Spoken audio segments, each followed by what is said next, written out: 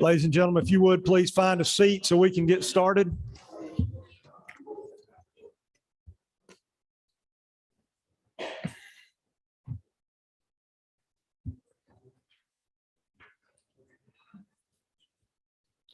Members of the committee, if you'll find a seat, make sure that you have a blue folder.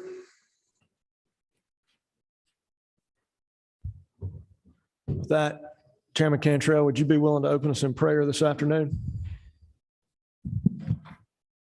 Let's pray together.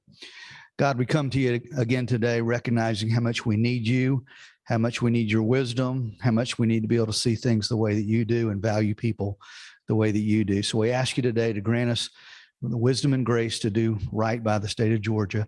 In Christ's name I pray, amen. Amen. Thank you. With that, ladies and gentlemen, I'll call this meeting of the House Education Committee to order. If you wouldn't mind, would you pull that door shut just so I don't have to watch all the people on the other side of the balcony walking by?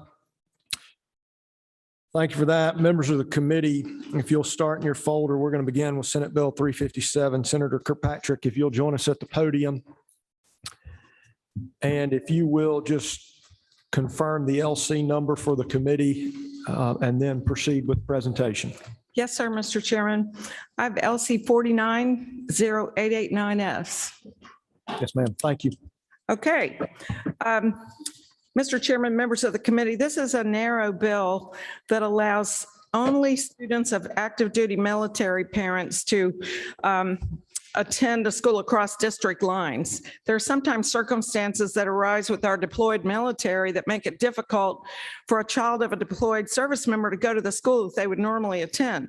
For example, if the spouse works in another county far from their housing or military installation, they can have problems getting to a sick child. The funds would go to the receiving school, the state funds. The bill is agnostic on the local funds, which would be worked out between the school districts. This would likely affect a small number of students for a short period of time, since a deployment is a maximum of 2 years. And the bill makes it clear that enrollment is subject to capacity and that transportation is up to the parents. I appreciate the help of the Department of Education with this bill. The State Joint Defense Commission, of which I'm a member, we hear at every meeting that K-12 education is a priority for their personnel. States are rated, as I'm sure you've heard from Representative Belton before, by the Department of Defense on their friendliness to the military, and this is a big item in the rating. I hope that you'll help me support the men and women in uniform as they deal with these kids' education in these challenging times. And just to reiterate, this only applies to the kids of active duty military personnel. I'd be happy to answer questions. Thank you very much. Chairman Chokas. Senator, didn't we already do this? I mean, Dave Belton, I thought we had already passed that. Is that, never. Chairman Chokas, we did pass a House bill that was very similar to this, but this would be a Senate bill that the senator is presenting. So it's, I think we've seen a lot of this language before. Okay, thank you. Anything online? Senator, Chairman Cantrell. So, Mr. Chairman, are you implying that the Senate finally saw the light on this legislation? Ooh. I don't know. I'm looking to the Senate Pro Tem over there to see how hard he's laughing.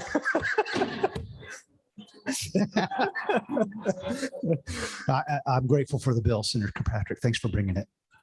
Thank you. Senator, seeing no other questions at this time, what was the will of the committee? Oh, my apologies. Hold tight. A little slow on the technology. Chairman Belton, you're recognized online for a question. Well, thank you, Chairman. I really appreciate the senator bringing this bill to the committee. As I said before, the military represents $28 billion worth of economic impact. I have a letter here from the Office of the Assistant Secretary of Defense specifically requesting this bill. And also it is, as the senator talked about, something we discussed in the Defense Commission all the time. So I sure hope we can pass this in committee. Thank you.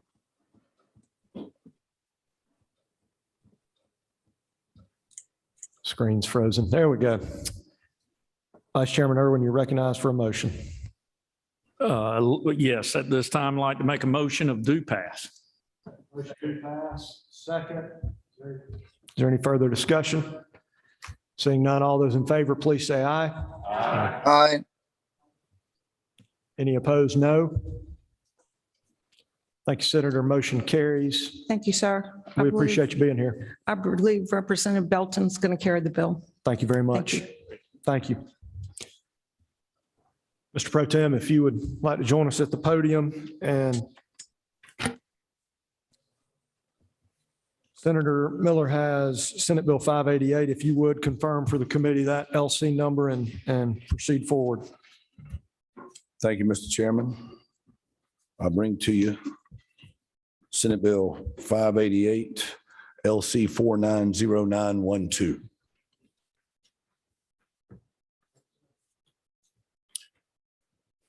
Thank you, Mr. Chairman and members of the committee. I appreciate the opportunity to present in this committee today. I bring to you Senate Bill 588. This bill is about putting parents and students first and ensuring that voices of parents are heard, and that it requires that all meetings of the local school board that are advertised and open to the public follow the guidelines that they have published. The bill specifically states that no member of the public may be removed from the public meeting except in the event of a disruption. If there is a disruption, of course, they can be ejected. Additionally, it provides that visual and audio recordings must be permitted at all public meetings of the local board. And as a means of enforcement, this bill grants an injunctive relief by the state superior courts to enforce compliance with these provisions, including the discretion of attorney fees and legitimate expenses under certain circumstances, should parents be removed for arbitrary or capricious reasons. And I would be delighted to stand for questions, Mr. Chairman. And as I say, I appreciate the opportunity to present. Thank you, Mr. Pro Tem. Chairman Nix. Yes, sir. Thank you. Senator, as I look at this, what is new in here that's not in the law now that would allow this to take place? What are we putting in new that's not there now? Thank you, Mr. Chairman. Clearly the First Amendment trumps all of this, but what we're doing is we're providing injunctive relief. So if a person is ejected from a meeting this Thursday, they can't be prevented from coming back to the meeting the following Thursday unless they've been disruptive or created a problem within the meeting. We've seen it happen on many occasions recently. We've seen it in the news, particularly in our local metro counties, where we had folks ejected from a meeting and then were not permitted to come back the next month. Those school boards aren't jury, judge, and so forth, but they can't keep them from coming back the following meeting. And that doesn't exist now. The No, people sir. that were ejected were not ejected for cause. They just said you. They were ejected because they were prevented from going in because they were ejected the previous month. Okay, and why were they rejected the previous month? Well, in the judgment of the chair, they were disruptive, but I'm not sure if that was the case or not. I wasn't personally present.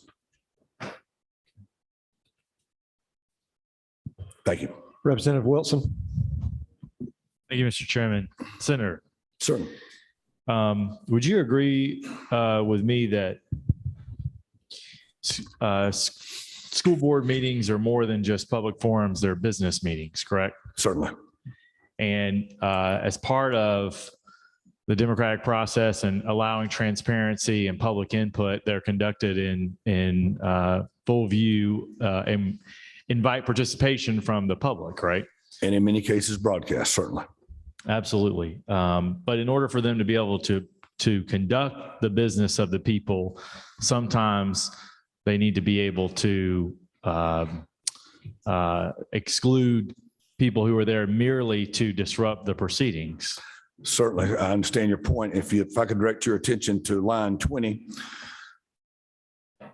beginning on line 19, it says shall be removed from a public meeting of local board of education except for the actual disruption.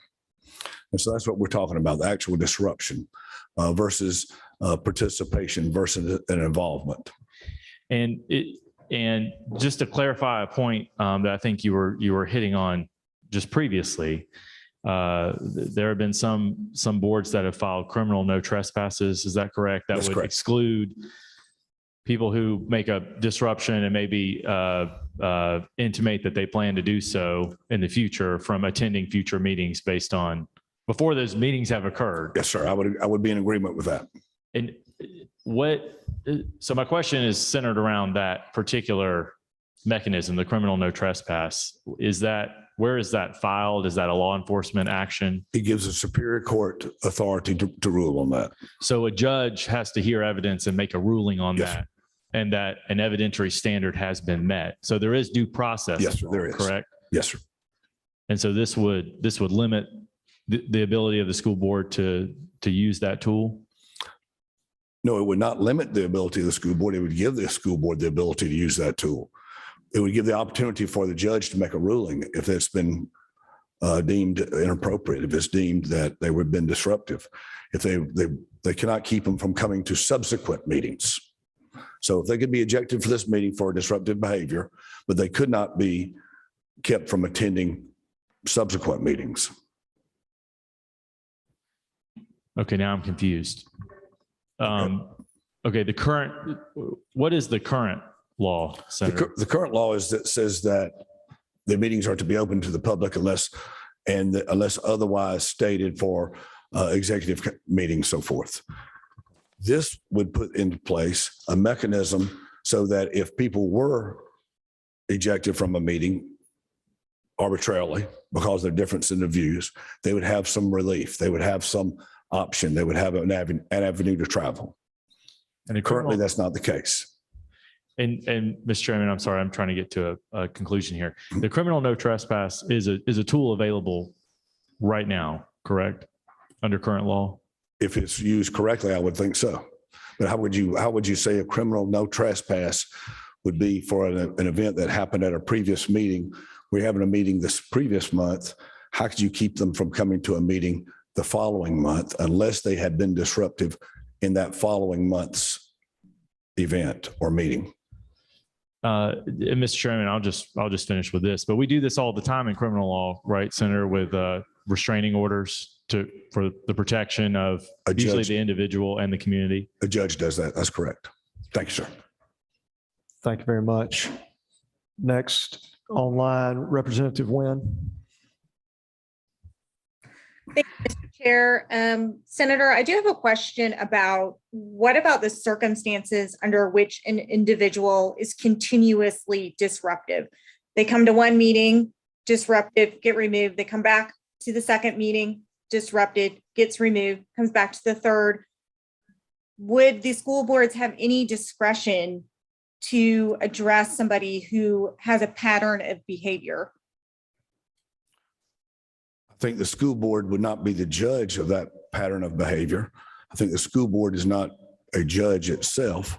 If that individual had been disruptive in meeting number one and they were ejected and they were disruptive again in meeting number two, they certainly could be ejected, or even meeting number three. However, if they're disruptive in meeting number one, they cannot be prohibited or should not be prohibited from coming back to meeting number two, as long as they were following the guidelines set forth by the school board. And I have a follow-up question, Mr. Senator. The term disruptive is pretty broad and vague and left to the interpretation of the school board. What if there are instances of verbal harassment or something that would warrant the school board feeling that they could not safely conduct a meeting publicly? Thank you very much for that question. If I could direct your attention to line number 21, it says rules of conduct for a meeting open to the public adopted and published by the local school board. So the school board is setting the parameters. The school board is saying what is appropriate behavior and what is not appropriate behavior. As long as they're following their own guidelines, that would be the point there. Thank you. Thank you. Hope that's helpful. Thank you. And again, we'll turn online to Pro Tem Jones. Let's see here. We can hear you, Madam Pro Tem. Now we can't. Sorry. No, ma'am, we can't. Think you're muted. There we are. Can There you hear we me go. now? Okay. Gotcha. Good afternoon, Mr. President. How are you? I'm well. Thank you very much for being with us. Good. So on line 17 through 24, this tightens up, I guess, or well, I guess you could say it more clearly defines the type of access that the public would have to school board member meetings. Is that correct from what is current in law? That's correct. Tightens up and reinforces. That's correct. And NAS, are visual and sound recordings, is that, I thought we already had that in law. Is that not in law now? Line 23. Line 23, 23. 24. A visual and sound recording shall be permitted. It's not, it doesn't explicitly say, to my knowledge, Okay. it may be incorrect, but it doesn't explicitly say that visual and audio recordings can be made Okay, at the school boards. okay. Well, thank you. That's all I have. Thank you. Thank you. Representative Paris. Thank you, Chairman. Appreciate you. Mr. Bertam, how are you today? Good, thank you. Great. We're living in a real crazy time where we've got to restore some decorum. And a lot of times when I look at things that we do as legislators, it's kind of like if one person does something, can 10 people come behind that person and do the same thing without really disrupting the course of order and how things should go. And it seems to me that we are in some way here giving license or protecting people that want to disrupt. And I know that may not be the intent. Certainly not the intent. It would be like if someone came to a car dealership and was disruptive all the time. You wouldn't want them to have to keep coming back. That's correct. We want people to learn that decorum is important in order for business to be conducted and in order for progress to be made. So I'm a little bit concerned about the bill and where it could lead us to, but I'm only one person with one vote. Thank you, Mr. Chairman. Thank you, Representative. Thank you, Representative. Anything else online? Senator, if I may, can you speak just a little bit more for me on section 4 as far as the courts go, and really what, if any of this is in current practice or in current law, and how the application of this would work? Thank you very much. It is not a current practice. It's not in current law. Right now, an individual does not have any recourse. And what this would do on lines 39 and 40, it would say that reasonable attorney's fees and litigations costs that are reasonably incurred shall be reimbursed to the individual. So that is not in statute at the moment. Thank you. Representative Benton. Thank you, Mr. Chair. Senator, is there any way if a citizen makes a safety threat during a board meeting or on social media to do so, or do it the next time, can they be barred? Currently, no. To my knowledge, they cannot be. But your bill says that they can't be barred even if they do make a safety threat. Well, I think that making terroristic threats would be a whole different level of disruption and would be dealt with by other statutes. Mm-hmm. Okay. Thank you. Representative Wilson. Thank you, Mr. Chairman. Senator, I just wanted to clear up something you just said in response to the chairman's question. You indicated that parents or anyone excluded from future school board meetings have no recourse. But in order for that exclusion to come into place, there first would have to be a law enforcement action that takes place, correct? Yes, sir. In which case, the defendant, the criminal defendant, would have due process and an opportunity to be heard. Certainly, this does not change. The law doesn't change. What it does is gives recourse to parents who have been unjustly treated or oppressed. That's what it gives opportunity for. But so are you saying that the judge is oppressing them by issuing the law enforcement No, order? sir. I'm saying that they would be oppressed if they were thrown out of the meeting arbitrarily without creating disruption. If they were prohibited from attending the following meeting because they had an offense in the previous meeting, that's what this would address. So what you're doing, what is keeping from happening is because someone's thrown out of a March meeting, they come back for the April meeting, they stop them at the door and say, you can't come in. That's what we're trying to address. Mr. President, that got one more question from Representative Wade. Thank you, President Pro Tem. As a person that's in the room that was a former school board chairman, I feel like I need to at least comment. I think I understand the intent, but I want to make sure I understand it. I have been in a situation in which we had contentious discussions. Specifically, I remember when I was a new chairman, we were having to make a decision to whether or not to tear down an old school building or not. And we had a process where folks would need to sign up first. Well, we represent all kinds of people, some people that have access to information on a cell phone and some people that do not. Right. And we had a gentleman that came to that meeting who was very passionate about his opinion, did not know that there was a procedure to follow. And as the chairman of that meeting, I had the discretion to add that person to the agenda or not. And I've heard situations that have happened in this state, especially over the last few years, to which some people didn't follow that local protocol and that upset the parent because they didn't get to be heard, or the constituent in this case. This would allow just for that discretion to be used and to ensure that if somebody just maybe gets a little bit emotional because they feel like they're being silenced and that First Amendment right is being thwarted because they didn't follow a sign up to speak procedure, that it would not prohibit that person then from having the opportunity to sign up the appropriate way, come back the next meeting, just because they might have gotten a little bit upset and asked to leave, not because they threatened an individual, but because they didn't understand the process fully and they just felt like they were being silenced. Is that? Thank you. Is that the aim? You bring a great deal of clarity to it. Thank you very much. Thank you.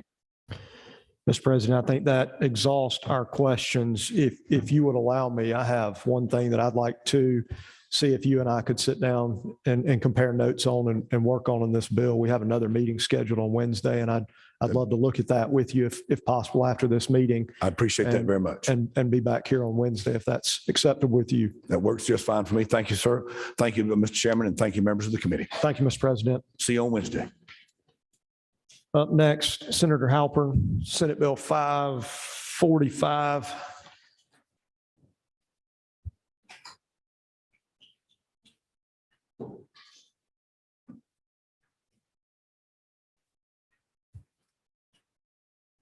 If you will, Senator, tell us about your bill. Make sure we're working on the same LC number.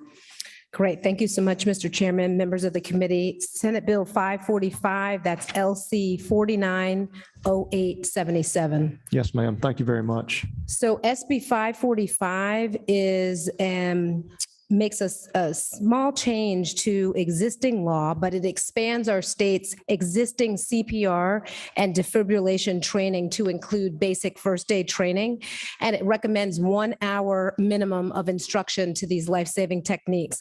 So we already know that we have pre-COVID a shortage in our state of EMTs and paramedics. And at the same time, we also know that this kind of instruction through the Boy Scouts and Girl Scouts of America, which had been filling the gap for that education, their membership has also steadily gone down. And I think literally in the years between 2019 and 2020, this is before we even have hit COVID, Boy Scouts membership dropped 43% and Girl Scouts membership dropped 30%. This is nationally, which each organization now having barely over a million members each. So as a result, many of our young people, they're just not getting that basic training that they need to be prepared for emergency situations. We already know the benefits of CPR training. That is something that we added to our code just about a decade ago. And it has helped very much having that in our educational curriculum to ensure that Georgia is able to improve on the figures of what happens when somebody has a sudden cardiac arrest and outside of a hospital setting and doesn't receive help from a bystander who doesn't know how to help. And we know that the rates of survival decrease every moment that goes forward without that kind of assistance. So this additional first aid training will help us to be able to save even more lives. And there are already existing programs. The American Red Cross has a program ready now that's designed specifically for high schoolers. It's called First Aid for Severe Trauma, or FAST training. And it equips young people to save lives, keep people safe in emergency situations, communicate in emergencies, and stop severe bleeding. The National Federation of State High School Associations also has a prepared course on first aid training. The American Heart Association has championed and provided first aid training through their Heart Saver First Aid program, which teaches first aid basics, emergency, medical emergency, and injury emergency training. And so if COVID has taught us anything, it's that we need to be better prepared for everything. And if we begin to train our students now, we will have a state full of people who are prepared to act when someone is injured or their life is at risk. I want to point out that while I believe that this is an important measure for people wherever they live throughout the states, I think that this has particular emphasis for those who may live in more rural communities where we've seen our hospitals close and where medical help might be much further out, and to be able to have people who are on the ground and know how to respond quickly can be very helpful. Basic first aid, this includes choking, bleeding, sports injuries. Those are the kinds of things that they would receive training for should this bill to pass. And the tools are already there. Now we just have to give them to our students so that as many people as possible know what to do in case of an emergency. Thank you very much, Senator. Thank you. Representative Wilson. Thank you, Mr. Chairman. Senator, I just wanted to thank you for bringing this bill. I think it is a great bill, common sense, and especially, and you hit on this too, but especially when you think about our high schoolers often have jobs, and we're not just training them to use these skills when they're at school, but also when they're in the workplace, and just makes our whole state much more safer. So thank you very much. Thank you. Thank you, Representative Benton. Thank you, Mr. Chair. Senator, you talk about having these courts. Who's going to pay for the equipment that all these schools are going to have to buy? That is a fair question. So now I will share with you that in preparing this bill, and again, it's just a minimum of an hour. There are, like I said, organizations who are already doing this. Even the Medical Association of Georgia, they have a program. I spoke specifically to the Department of Education when I was preparing the bill, and cost was actually not an issue that was raised at all. So I don't have a particular dollar figure to give you, except to say that there are programs that exist that can be used already at our schools that are at little to no cost. So it should not have a significant barrier in that regard. So you follow up, Ms. Yeah. So you're going to have a course that these students are going to have to take, correct? So yes, the idea is that, well, and it could be a course per se. It's really to get the training and spend an hour on that. So yes, it might be its own course that becomes part of health or PE, because those are the two kind of health graduation requirements. But yes, that is correct. Well, if you're going to teach that, don't you think the person that's doing the teaching ought to be certified? Yes, I think the person who's teaching needs to be certified, but that does not have to necessarily be a teacher who already is in that classroom. That is the point where you can bring in an organization that's doing this work already and use their certified instructors to make sure our students are learning correctly. I might have another one in just a minute. Chairman Cantrell. Thank you, Senator, for bringing this bill. Chairman Benton took my first question, but I guess secondly, do we require this training of our educators currently? I actually don't know if our educators are required. I don't know that we require it of every educator. I know that in every school, there have to be people who know what to do in cases of emergency, but I don't actually know how pervasive that is. Would you think that was a good idea? I do. I mean, A good add to the bill? I do. Yes. Would you like to amend it that way? I think that that's great. I mean, the truth of the matter is, even as we've been talking about it, even kind of amongst ourselves in the Senate, you know, there are evolving trends. And so even for those of us, I know I took a class when my oldest was born and he's now 18. Things have changed, right? We're not doing mouth to mouth anymore. We're doing only chest compression. So I do think that you raise a great point, which is that the more people who know what to do in an emergency, the better, the less reliance that we have to have on only paramedics to come and help on the moment. It's ideal for everybody. Yeah. Thank you, Senator. Thank you. Chairman Jaspers. Thank you, Mr. Chairman. Senator, I just got a quick question on line 15. We talk about in grades 9 or 10. Yes. Is this when health is taught within the standards? Yes.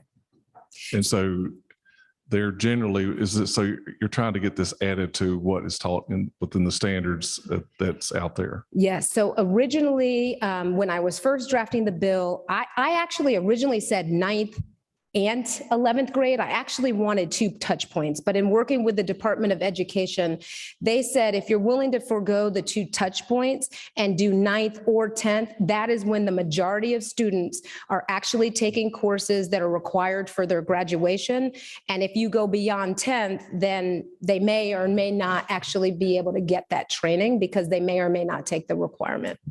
And just another question, and you put in first aid within that 1 hour of no less than 1 hour, you know, that is a very broad. Yes. You know, I think in the bill now it's prescriptive. It's got to be CPR.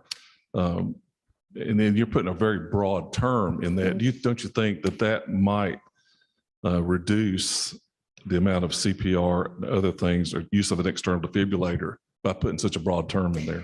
Yes, thank you for raising that issue. I actually think that if you would like to propose it, I think that there is room to change those lines, 13 through 15. The intention was to add the minimum of an hour of basic first aid training.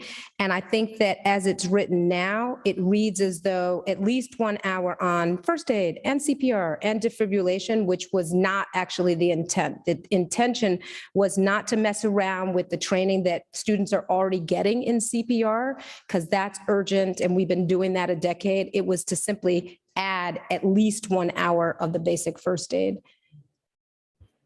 And Senator, I think, if you'll give us just a moment to satisfy these other questions, Yes. I think we might be able to address that. Representative Wade. Thank you, Chairman. Thank you, Senator. I definitely like the concept, and I, as a person who's been around it a long time, I think it's important. The only clarification I want is, what is where is or what is the definition of first aid? So is it, you know, the American Medical Association's definition, and would that be, I just want to make sure, because I think the other two are pretty prescriptive as to exactly what they are. And first aid, you know, I've gone through stop the bleed training. I've gone through security training in my other job, my career. So that to me is a very broad, and I just want to understand that piece of it.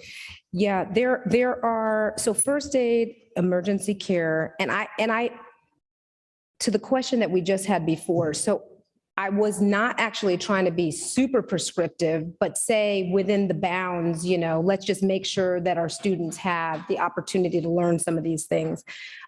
First aid, so you've got CPR, which is clear, that's sudden cardiac arrest, that's that. And 38 states and DC actually have CPR as a requirement. So yay, Georgia, because we're one of them, and we've been doing this for almost a decade. First aid and all other emergency situations, as I understand it, really does include choking, bleeding, choking, cuts and fractures, some sports injuries, that kind of a thing.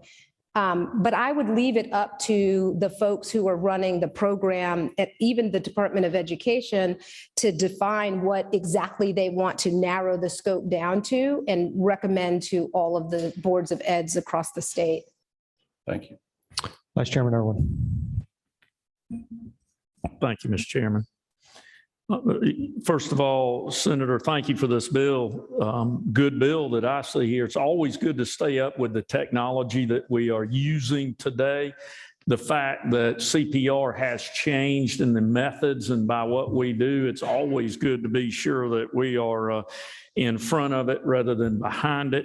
My question or questions today are, when you were addressing Representative Benton's certification issues, are you talking about the health and PE teacher certification in the classroom, or are you talking about first aid certification, which are two separate things? You said taught by a certified teacher, of course, that is required, but are we requiring the health and PE teachers to have first aid certification in current? So if that's already a requirement, I'm unsure if that's already a requirement. I'm not suggesting in this bill that the schools can decide who it is that's certified that they will have teach the children. If it ends up being already their health instructor, that's great. And I would love it if everybody who is running the health program at a school actually is already certified. Not knowing that, however, I did not want to say that really this bill is requiring us to make sure that the faculty is educated and certified and then go on to be able to teach the students. It can go either way as far as I'm concerned. More than anything, I'm trying to make sure our students, kind of that next generation, gets this kind of training. But if the teachers are already certified, then they would be very appropriate to teach it to the students. Okay. And a follow-up question, if you don't mind. Let's talk about cost here for a second. Are we requiring schools to have defibrillators? I know their training, if they're already certified, would not cost more, but are we requiring the defibrillators there? Yes, but that was already in the code, so I didn't touch that part. Okay. That's already there. Okay. Thank you. Thank you. Representative Paris. Thank you, Chairman. Senator, thank you. All right, so it says grades 9 or 10. How old are these people? So you're looking at 15, just depends, but let's just say 15, 16, could be 14, 15. It depends a little bit on the students, but kind of in that age range, 14 to 16. Okay. I could say something really funny right now, but I'm going to let it go. Thank you.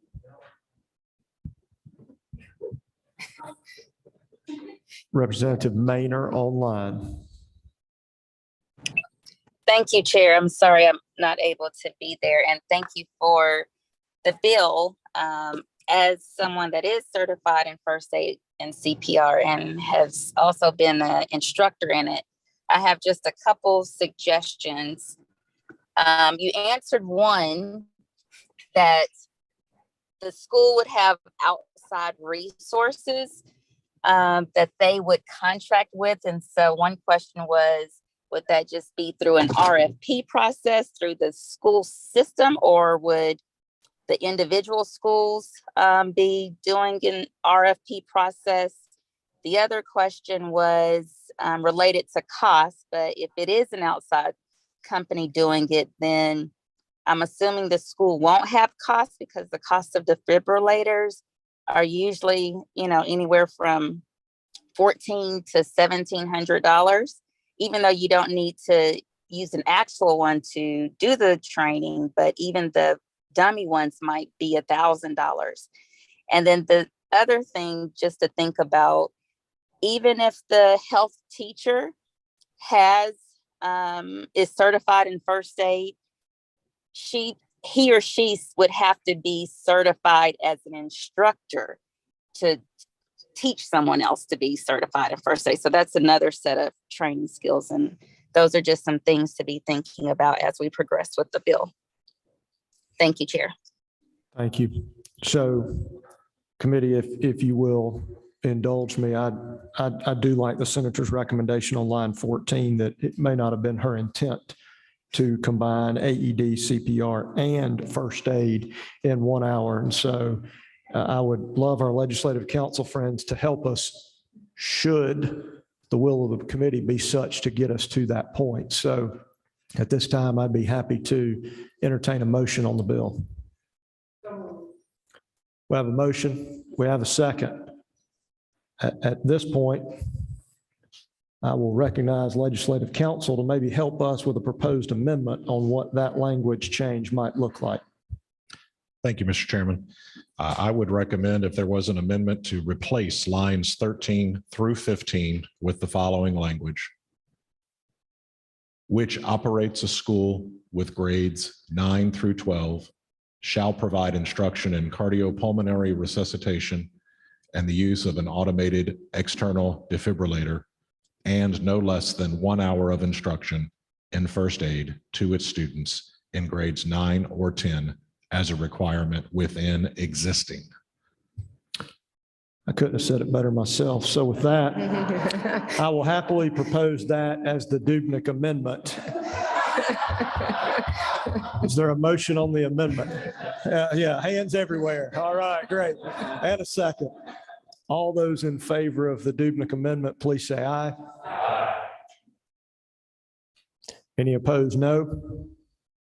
Okay, the amendment is adopted. Now there's a motion and a second before this committee that Senate Bill 545, LC 490877 do pass. Is there any discussion?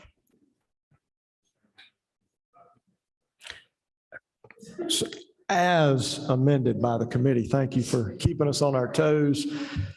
It's still early, haven't had the third cup of coffee. Seeing no further discussion, all those in favor, please say aye. Any opposed? No. Thank you, Senator. Thank We you so appreciate it. much. I appreciate it. One more. Thank you. All right. You need to know.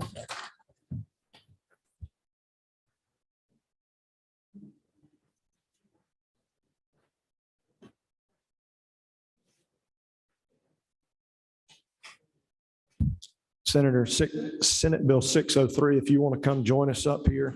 I know you've got a simple bill, and I appreciate you bringing it. So if you'll confirm our LC number and move through our presentation. Thank you, Mr. Chairman. This LC 510101. Again, thank you, Mr. Chairman and member of this committee. I bring you this bipartisan Senate Bill 603, which will create a pilot program in at least minimum, in minimum 2 different schools for outdoor learning spaces and to report their effectiveness. This bill encourages the support of green schoolyard pilot around the state as recommended by the Outdoor Learning Study Committee that we had last year. The purpose of this program is to add school-level data into existing state agency and private green schoolyard survey tools and maps, providing decision makers with critical information needed for a statewide rollout of green schoolyard. Outdoor learning improves educational outcomes by improving children's academic performance, focus, behavior, and love of learning. In fact, economically disadvantaged students experience greater benefit from outdoor learning relative to other students, which could help many children in rural and urban areas across Georgia. Nowadays, kids spend 90% of their time indoors and much of that in front of screen. Screen time has gone up for most kids during COVID-19. These spaces can be enjoyed by kids, but also by their families and the community during out of school time. These bills provide Georgian communities with outdoor classroom, native gardens, storm water capture, traditional playground, nature play areas, vegetable garden, trail, trees, water features, and so on. Regular access to high quality green space inspires strong connection to the nature world, which is crucial to children's physical and mental health. Because of this, my dear colleagues, I think this is a great bipartisan bill that signifies a great opportunity for the students and the children of Georgia to be involved in outdoor education, outside of indoor class hour, in the world of need of connection with nature. I urge you to vote in favor of this bill. If you have any question, I'd be glad to answer. Thank you, Senator. And just to confirm, this has the support of the Department of Education. That's correct. And this would give them a pilot program, as it says in on line 14, to determine how to implement minimum statewide standards for outdoor learning spaces, correct? That's correct. And is it not also true that in my district, we have Alachi Nature Center that has a K through third grade school program that is 100% outdoor? Is that not true? Absolutely, Mr. Chairman. I visited the center myself during the learning, the outdoor study program that we had, and I enjoyed being there myself. Thank you very much. Chairman Rich. Thank you, Mr. Chairman. I have a question about the funding for the program. I see on line 18, the bill says the program may provide funding to the pilot schools. And then I notice on lines 20 through 21, the local school board for the pilot schools shall agree to implement a program to incorporate outdoor learning spaces. Is it the state that is going to be providing the funding? May provide currently, Representative, there's different organization currently doing it in Georgia, metro area, 5 different schools. It's really funded by several foundation, and school system didn't have to put much money at all beside the space. So there's an agreement between some of the foundation. They're willing to provide more money needed for this pilot program. So I just want to make sure that we're not going to require that the local school board pay for this. I mean, not every single school system would be able to afford it. And it looks like schools don't volunteer, that the schools are going to be selected by the Department of Education. Currently, the 5 schools that I know of in Metro Atlanta, when these different organizations such as Children Nature Network and some of the local organizations, the participate program, when they advertise that they're going to do this program, 50 different schools wanted to participate in it. Out of that, 5 is participating right now. So there's a huge demand that school system and the private organization willing to work together to resolve this, Okay, thank get you. this program going. Ladies and gentlemen, I see all the blinking lights here, so just bear with me for a moment. We're going to get to them in order. Madam Pro Tem online. Thank you, Mr. Chairman, and good afternoon, Senator. About 20 years ago, when I came into office, outdoor classrooms were they were the popular thing at the time. And the legislature had a thing called earmarks, where legislators would earmark for one of these for their communities. And I actually, as a PTA mom, took on a project like this, although mine was not funded at the state level. It was funded through good old-fashioned fundraising. And we fundraised, and I had an area paved at the local middle school, and it's still there today. It serves as an outdoor classroom. I guess my point being, this has been around for a long time locally, either through parents getting together fundraising or school boards making funds available. In 2022, school boards have the highest reserves that they've had in the 20 years I've been in the legislature.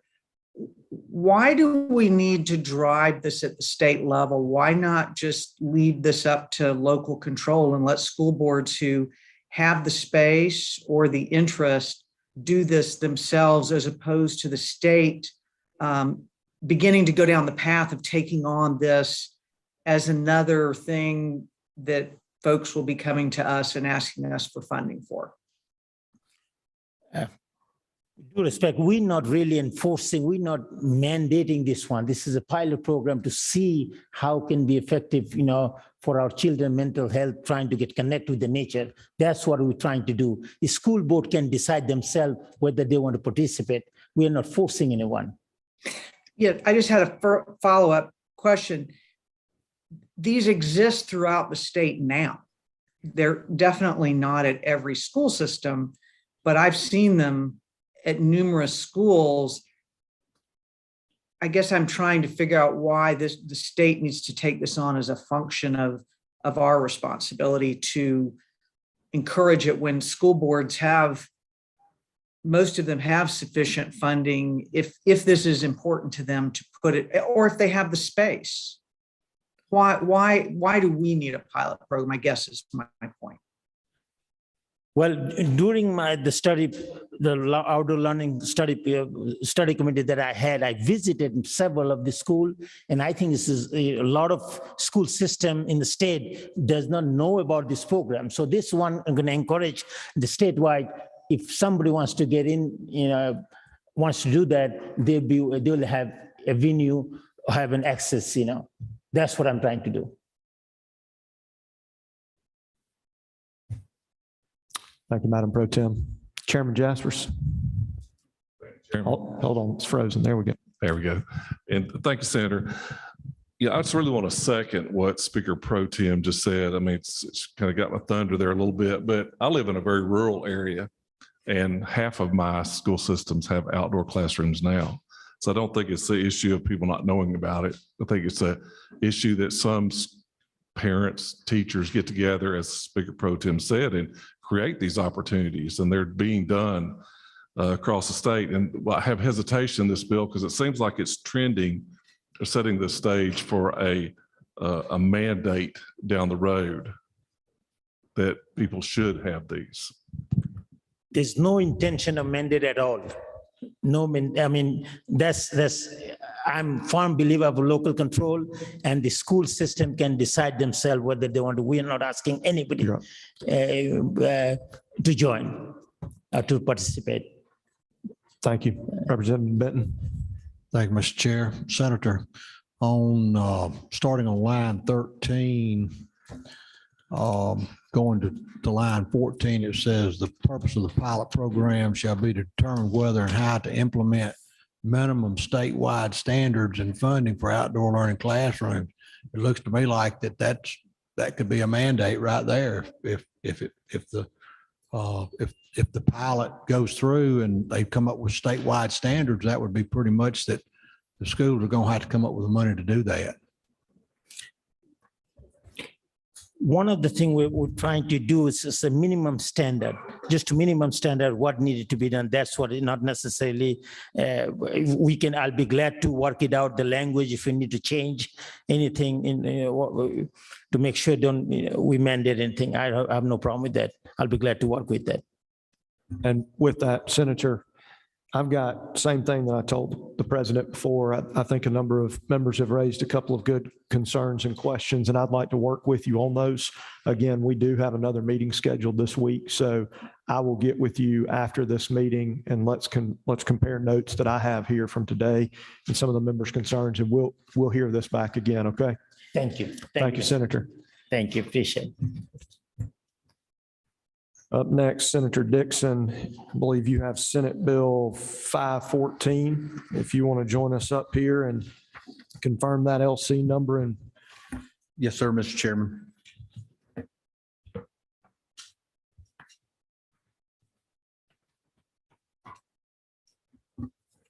Mr. Chairman, committee members, I bring Senate Bill 514 in front of you today, LC number 490846 EC.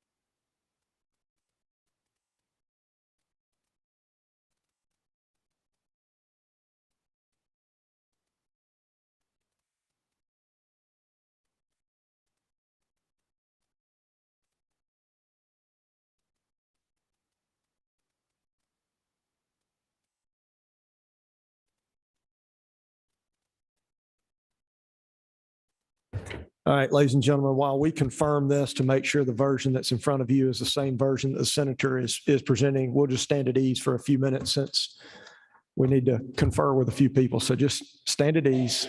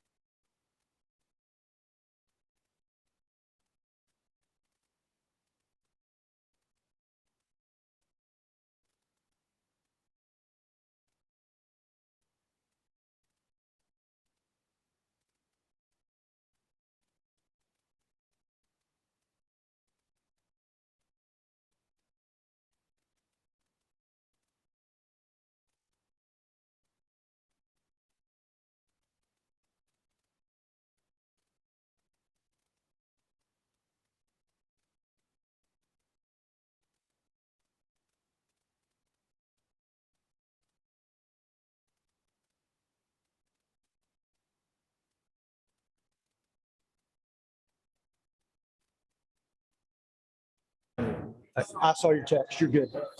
No, thank you. All right, ladies and gentlemen, if you will come back to order, we're going to move on. And I believe that the senator has a new referenced LC number that should look just like the one in front of you. If you want to confirm that for us, Senator. And we did have a floor amendment on the Senate, just for the rest of your colleagues to be aware of. The sunset period in the bill originally was 1 year, and we amended that to 5 years. So that's where the change was in the LC number, just to be clear with everybody. And that LC number you have in front of you is? Yes, sir. That's correct. It's SB 514/FA. Thank you, Senator. The floor is yours. Thank you, Mr. Chairman and committee members.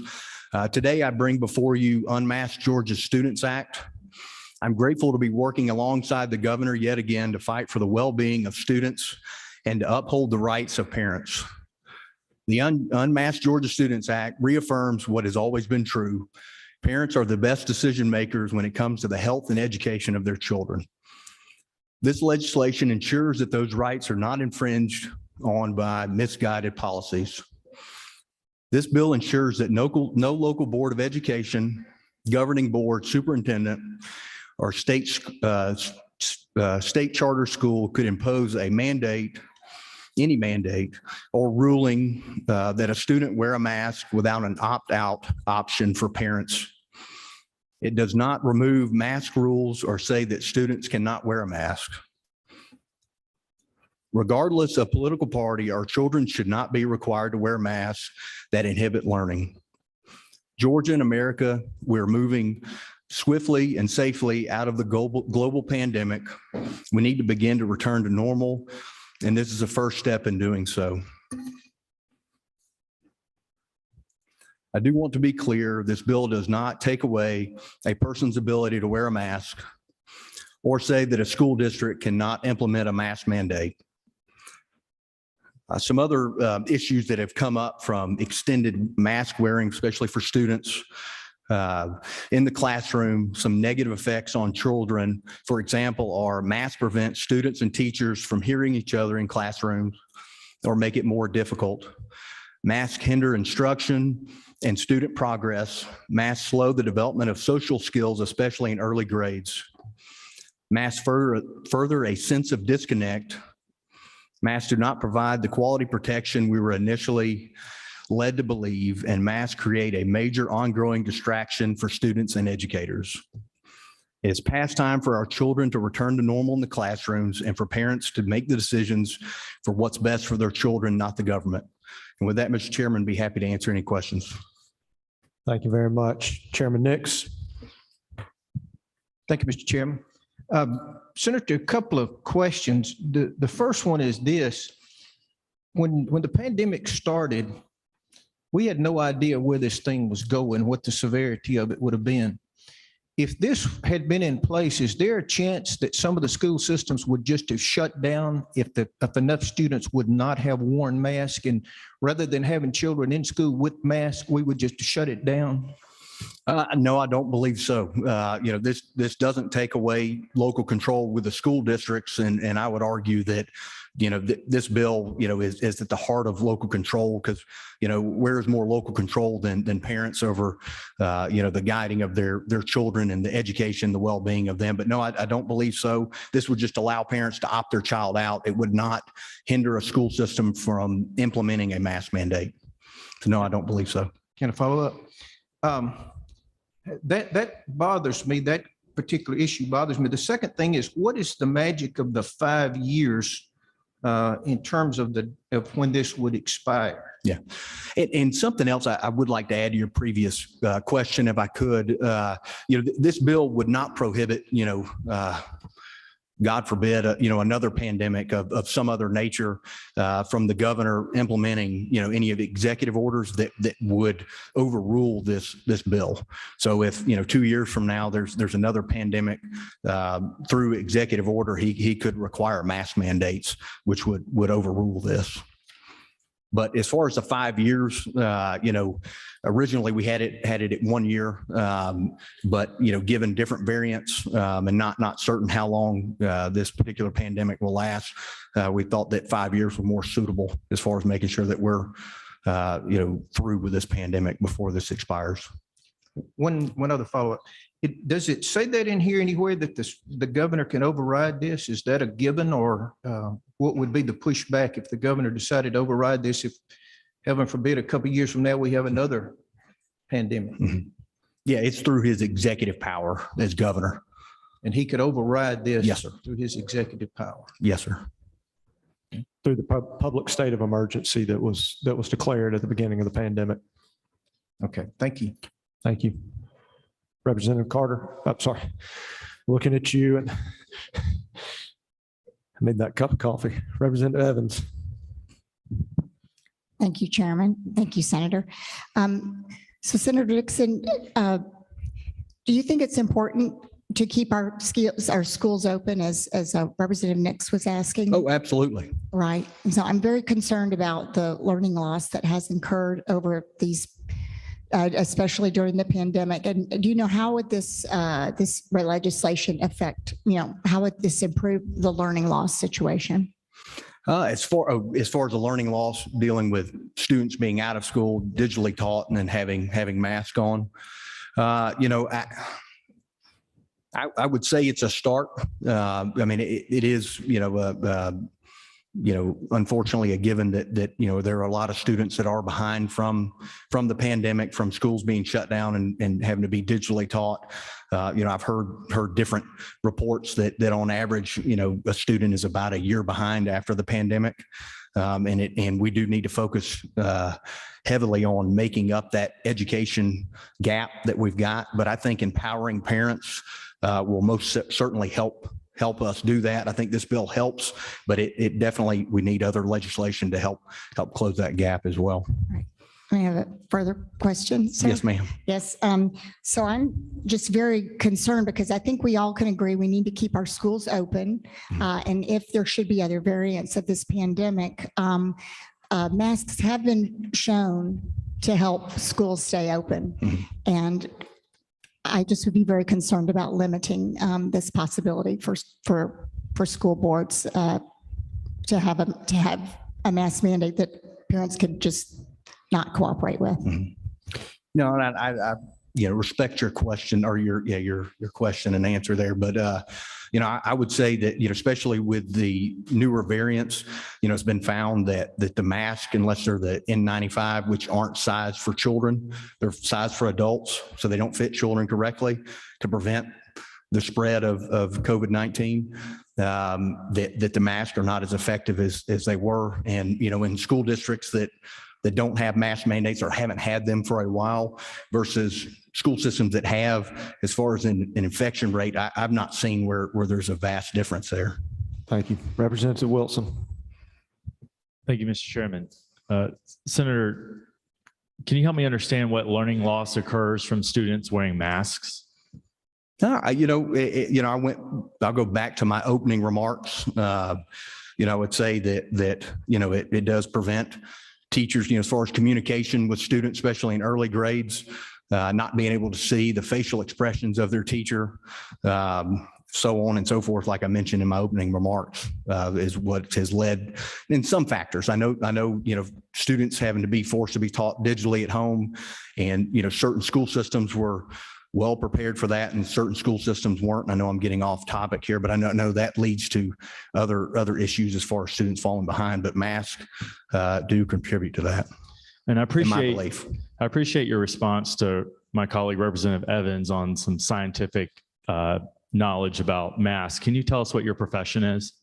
Real estate.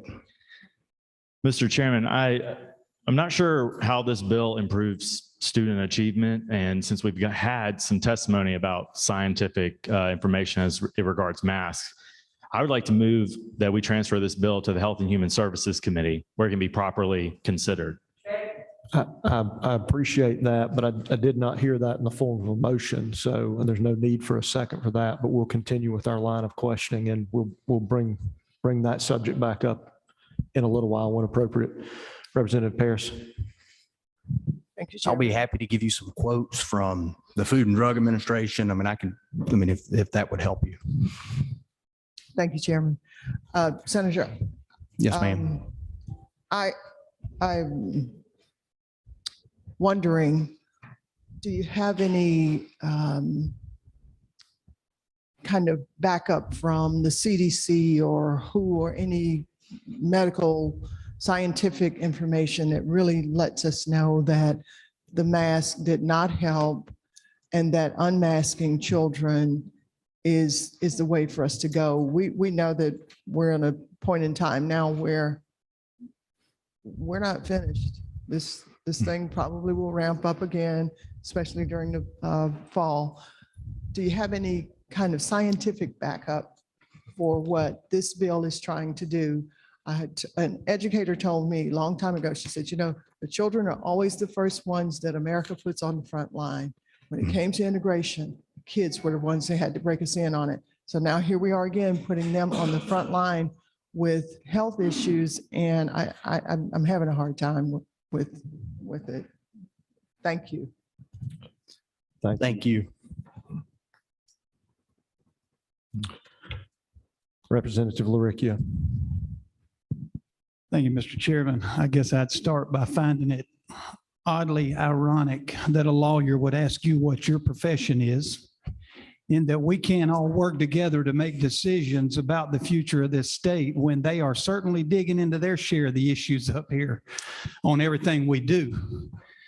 But is it not true that, like myself, that our parents, first and foremost, besides what we do in our occupations, I visit my children's schools. How many of you have actually went to that 4th grade class or that 6th grade class, and almost every mask that the children was wearing was down here around their chin or below their nose? And then they're touching that mask and touching everything between their desk and the playground. To think that people like me that are in the termite and pest control business don't have enough common sense to come up here and help make decisions for the parents of these schools is ridiculous. But the government forcing these children to wear masks, and this is where the reduced learning's coming in, they're spending 30% of their time trying to get that child to wear that mask the correct way, and it's still not working. So they're losing that 30% of the time, instead of teaching the children what they should actually be learning. Thank you. Thank you. Thank you, Mr. Representative. And I've got, I could go on and on up here, but I've got quotes from physicians, that say that, COVID-19 is less of a threat to children than the common flu. And, it's 0.119 or something like that % of children that actually, so a fraction of a fraction, less than, just right at a tenth of 1% that actually contract COVID actually have severe symptoms from it. Representative Nguyen online. Thank you, Mr. Chairman. Senator, I think all of us in this body probably agree that learning how to navigate this pandemic, we're in an unprecedented position. And even in this General Assembly, we had to wear masks to protect each other and protect our family members and people's children. I would think that the learning loss for that school children experience was probably because of this hybrid learning model, because of having to learn virtually to keep everybody safe, because of having to adapt to something that rapidly impacted the lives of all of us. Would you agree that that has to do with learning loss more so than the act of wearing a mask? Well, as one of the representatives stated, I am a real estate guy by profession, but I would, and so as far as weighing one from the other, I probably wouldn't be the best for categorizing that. But it doesn't negate the fact that it makes it more difficult for teachers to communicate with children. It makes it more difficult for children to see the expression, or they can't see the expression on the teacher's face as they're giving the lesson. And then, not to negate the fact with children with learning disabilities that struggle in a normal classroom, no matter what severity it is, and they're already struggling to keep up, the masks hinder that further. And that's just a fact. I've talked to I mean, would like to recognize the entire two back rows on the left-hand side of this auditorium are families that are here in support of the bill. And some do have some special needs children, and they've expressed the difficulties they've had over the past 2 years dealing with the mask in classroom and how far their children have fallen behind, unfortunately. And Senator, I do have a follow-up question. There's a lot of conversation around the public health aspect of this, and even sentiments that this should not be heard in education because of the facts surrounding public health. Does Dr. Toomey have a position on this bill? Dr. Toomey, yes. So she met with the governor directly. Once it was explained to her that it would not prevent a child from wearing a mask, she was fine with the legislation. She was also fine with the change to the sunset as well. And Senator, would we be able to see some of that testimony or affirmation from Dr. Toomey, since it is a public health issue? I'm sure you could, yeah, I mean, sure, I'd be happy to provide that for you. Thank you. Representative Wynn, But I believe it was a in-person meeting with the governor when they discussed this legislation. Representative Wynn, I'd ask that you get with the senator after this meeting to confirm that, or for him to provide comment accordingly. But I would think that the gentleman would not represent comments that he was not completely sure of. So I believe the gentleman knows of which he speaks. So with that, Representative Carter. Thank you, Chairman. Thank you for the bill, and I hear you, and I understand where you're trying to go with this. But the Education Committee, our focus really has been around education policy, and this does sound more like a health-related issue that maybe the Health and Human Services Committee may have been a better suited place for this versus the Education Committee, because we're not really hearing how this is affecting learning loss, how it's affecting the classroom, but we definitely hear your argument of how it is, it's a health crisis and how it's affecting in that regard. So it's hard for us to really comprehend what you're trying to do in the Education Committee from a policy standpoint, when the Health and Human Services Committee probably would have been the better choice for this type of legislation. And So Representative. did you consider that? Representative, that would be a question for the Speaker of the House, not for the author of the bill, as the Speaker is the one that determines which committees both House and Senate bills are assigned to. So with all due respect, that would not be a question for the author. Yeah, but Chairman, with all due respect, we have seen authors of bills go to chairmen to ask that the bills transfer to another committee that is more suitable. Sure, I understand. Chairman Rich.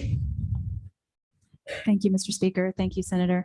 I've heard a lot of testimony from members of the committee that masks in schools have been proven scientifically helpful, but it's my understanding that there has been just as much scientific evidence that they are actually not helpful and can actually lead to additional problems. And my child attends a school with approximately 1,800 students on campus, and they didn't have a mask mandate, and they never had more than, I think, 8 or 10 incidents at one time during this last school year.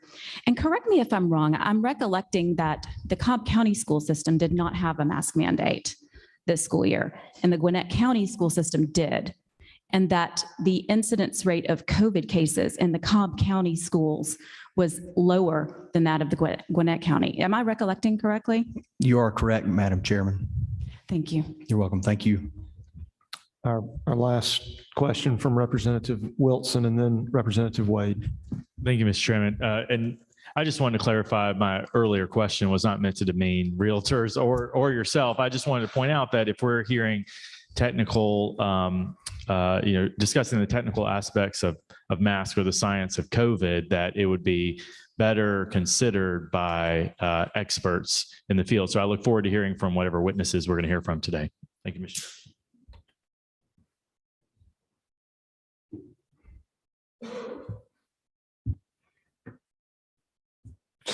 There we go. Representative Wade. All right, thank you very much. First, I've got a question for the author of the bill, and then at the appropriate time, I think I'm ready based on his answer. So I have two children that are in elementary school and my wife is an educator. As a parent, I consult our primary care physician for our medical advice.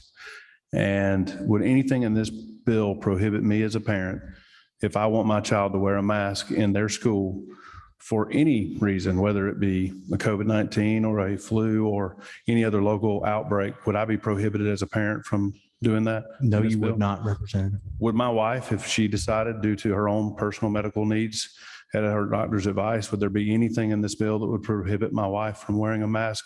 No, sir. Okay. And has anybody had any conversation about the opposite side of what would be like if we were having a conversation about mandating that no masks could ever be worn at any time and the encroachment on that freedom? Has that topic come up during your debate on this issue? No, sir. Okay, well, I think that's the other side of the coin that has been lost, and I appreciate the bill. And Mr. Chairman, appropriate time, I'd like to make a motion to do pass. Now would be the time to make that motion. I make a motion to pass on Senate Bill 514, SB 514/FA. There is a motion and there is a second. Now will be the time for discussion. Representative Wilson.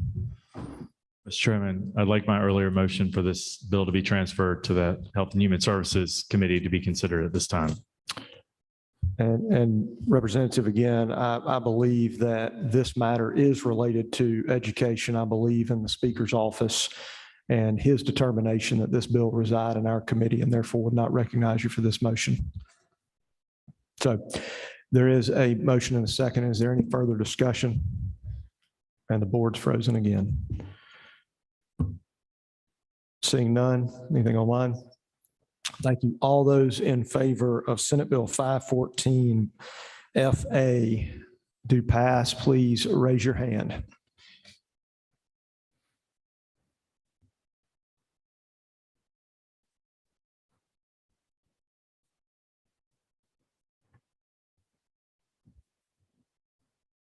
Okay. All those opposed, please raise your hand.